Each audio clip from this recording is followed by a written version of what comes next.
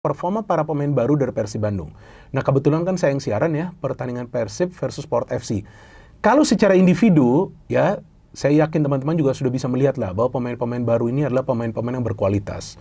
Cuma karena kemarin sore itu adalah pertandingan pertama bagi mereka, tampaknya ini mereka belum siap juga secara kondisi fisik.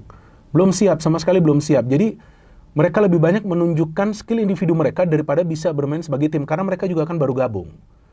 Jadi saya pikir ini bukan saatnya untuk menilai performa dari para pemain baru Persib, tapi sedikit banyak kita sudah bisa melihat bahwa yang dikontrak oleh Persib adalah memang pemain-pemain grade A+, seperti yang sebelumnya pernah saya katakan.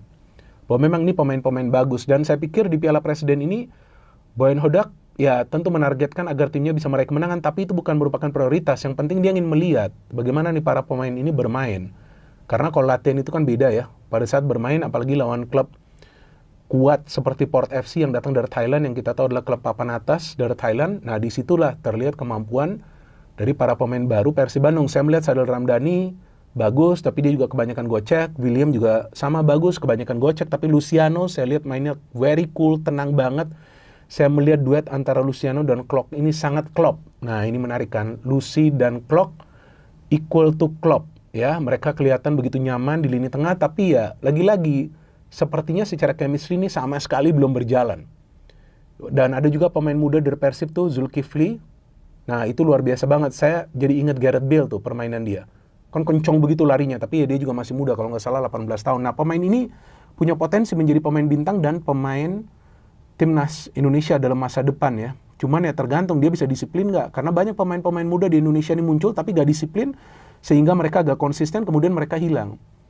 Nah, ini juga PR tentunya bagi Zulkifli, kemudian kiper baru gak main ya, Adam Prisbeck, TJ yang main. Bagaimana caranya bisa bermain bagus ketika para pemain ini baru pertama kali turun secara bersama? Jadi ya aneh saja kalau banyak yang mengejek ya bahwa Persib kalah, ya wajar lah, kalah lah.